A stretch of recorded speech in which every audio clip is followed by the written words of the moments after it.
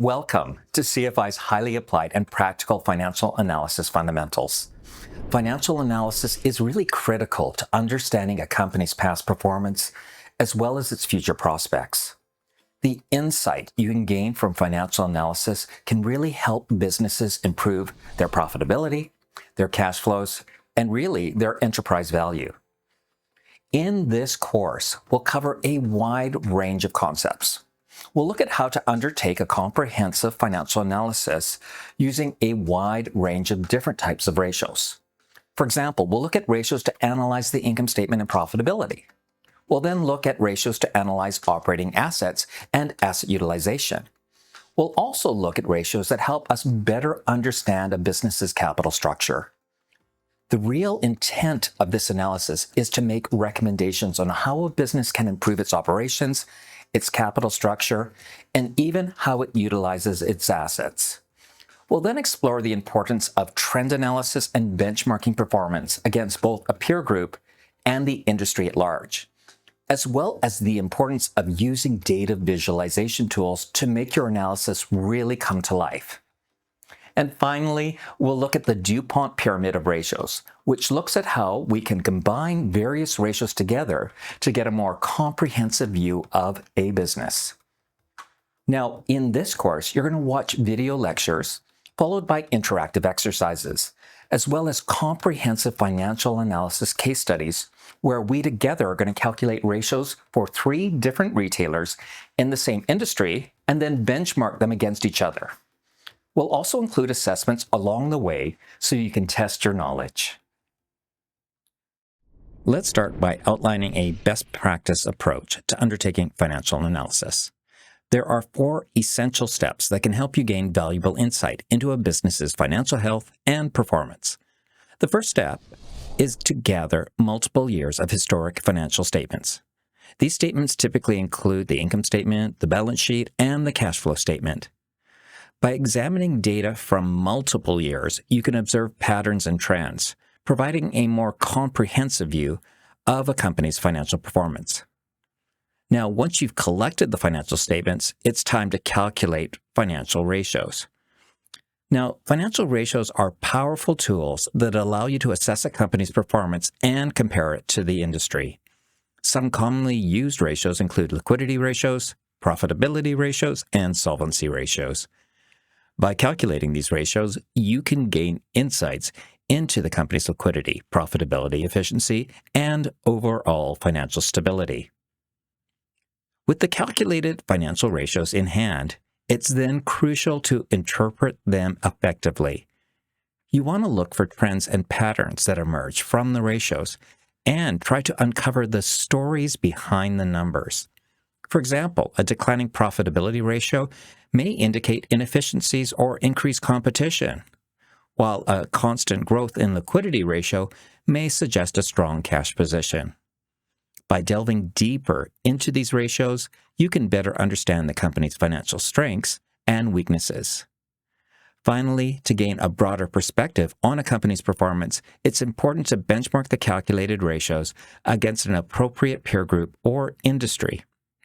This comparison allows you to evaluate how the company fares in relation to its competitors or the industry as a whole. By benchmarking, you can identify areas where the company excels or falls behind, helping you pinpoint opportunities for improvement. Remember, financial analysis is also an ongoing process that requires continuous monitoring and adjustment. By following these 4 steps, getting historic financial statements, calculating financial ratios, interpreting the ratios, and then benchmarking against peers, you'll be equipped to make informed decisions and uncover valuable insights into a business's financial health. Before jumping into the financial ratios themselves, I want to share with you 5 really important tips that can enhance the quality and the accuracy of your financial analysis. First, when conducting financial analysis, I really recommend that you gather a minimum of 5 years of historic financial performance. This time frame allows you to observe longer-term trends and better assess the company's stability and consistency over time.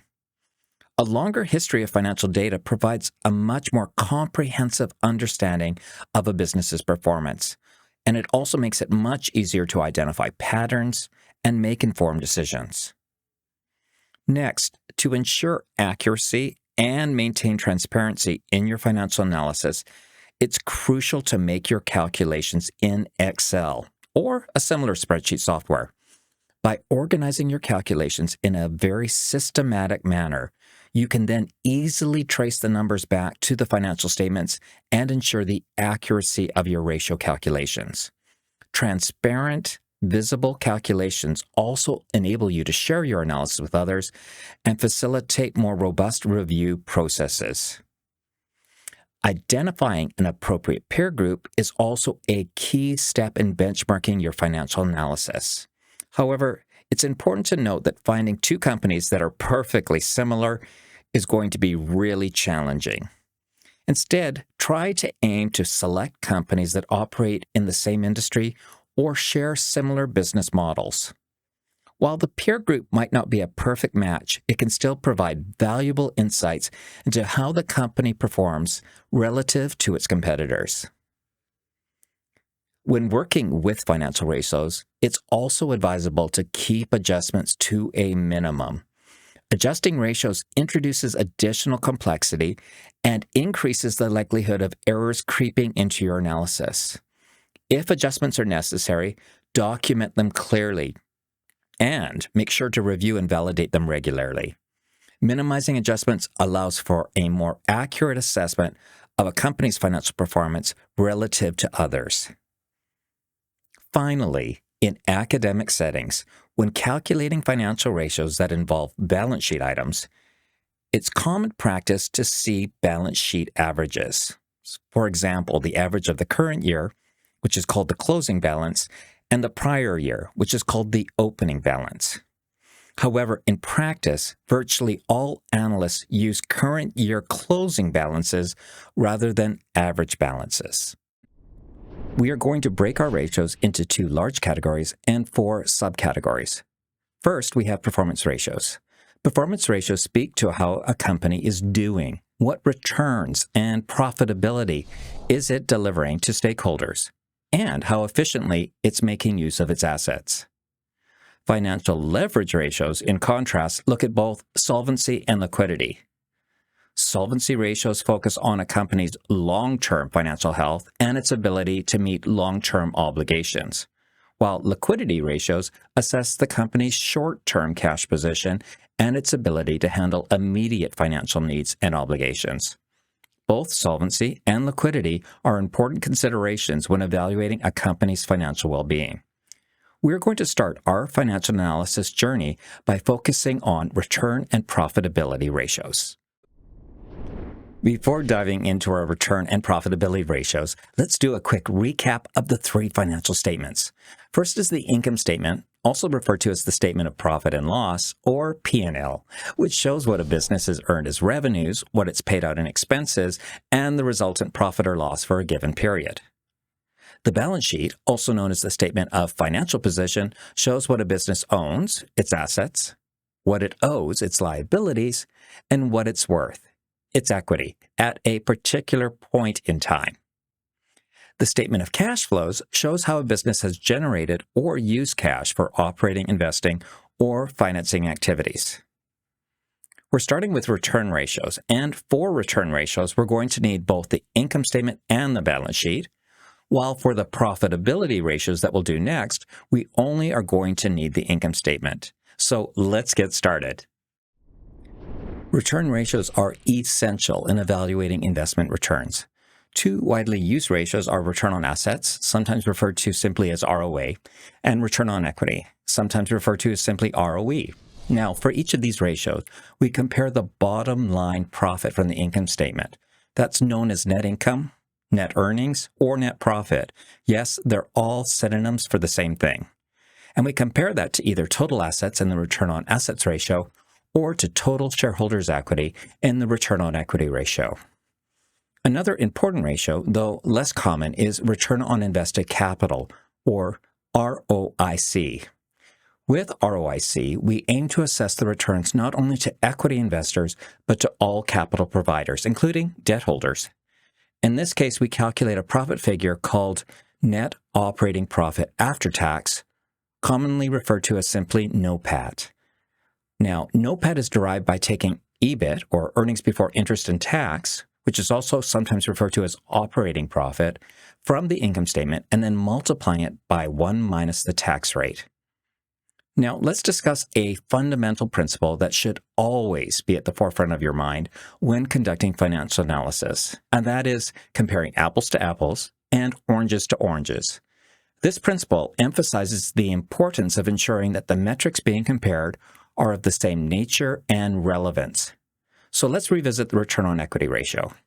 Since the profit that belongs to shareholders is net income, we divide shareholder profit, or net income, by equity to calculate return on equity. This ratio specifically focuses on the returns generated for equity investors. Now let's return to ROIC. Here, we need to incorporate a profit metric that encompasses both shareholders and debt holders. Hence, we calculate a profit figure that excludes interest expenses, representing the returns to debt holders. Okay, let's now calculate some of these ratios in Excel. Before we do that, I want to explain the layout of this Excel workbook. There's been a lot of intention behind the layout of the workbook so that it's easy to follow, easy to check for errors, and so on. So let's look at each sheet. This is the completed workbook for one of our companies called Big Retailer. We're going to work through a blank copy and calculate the ratios. So it's really important to have a cover page that explains what the model does, and there are hyperlinks to the various pages in the workbook. Our financial statements are on the second tab, and we've intentionally kept them all on one sheet. And I'll just flag, we go to income statement, then we go to the cash flow statement, and then we can go down to the balance sheet. And then finally, we'll need this. There are some extra calculations that come from those three financial statements. One is, how do we calculate our net operating profit after tax?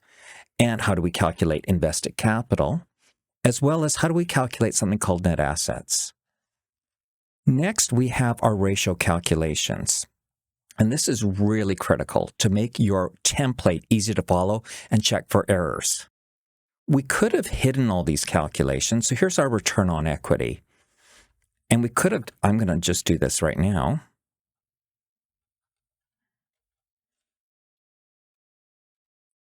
We could have just done this and put the formulas right in the cell. So like in cell 08, we just would link those to the financial statements.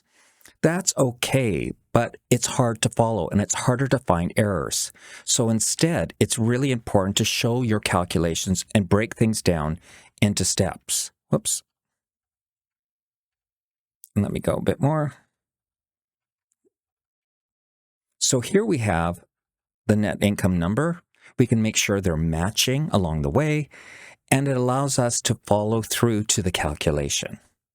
If we want to make it look pretty later, again, we can always hide rows or columns, as I was just doing. Two of the output sheets are something called a 3-step DuPont pyramid and a 5-step DuPont pyramid. And I'm just going to zoom in. You want to be thinking about the layout. This is where a learner or reader may go immediately. So let me just zoom in, and I'll zoom in a bit more.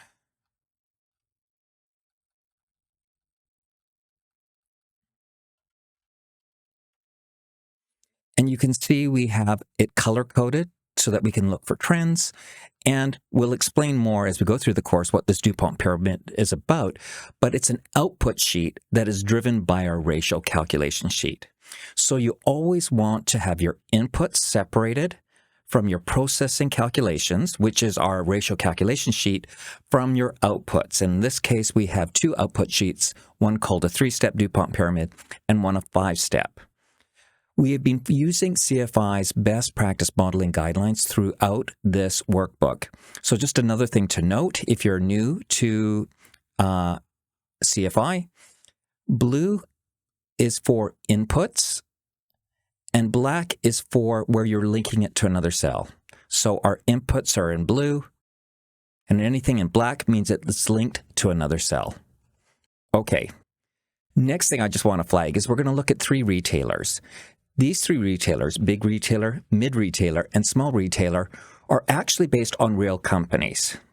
Big retailer is based on a general merchandiser who sells clothes and household goods as well as groceries for a very large retailer that operates in 30 plus countries. Our mid retailer is in the same space, general merchandising with groceries, but only operates in about 10 different countries. And our small retailer does the same thing as the other 2, but only operates in 1 country. I'm going to demo first always by going to big retailer. Then I'm going to give you the option to have a second go at mid retailer, and then we will test your knowledge with small retailer. Now, if you already figured it out with big retailer, please feel free to skip the mid retailer activity and go right to the small retailer. You'll see what I mean as we do this first section. Okay, let's get started. Continue learning. Join CFI today.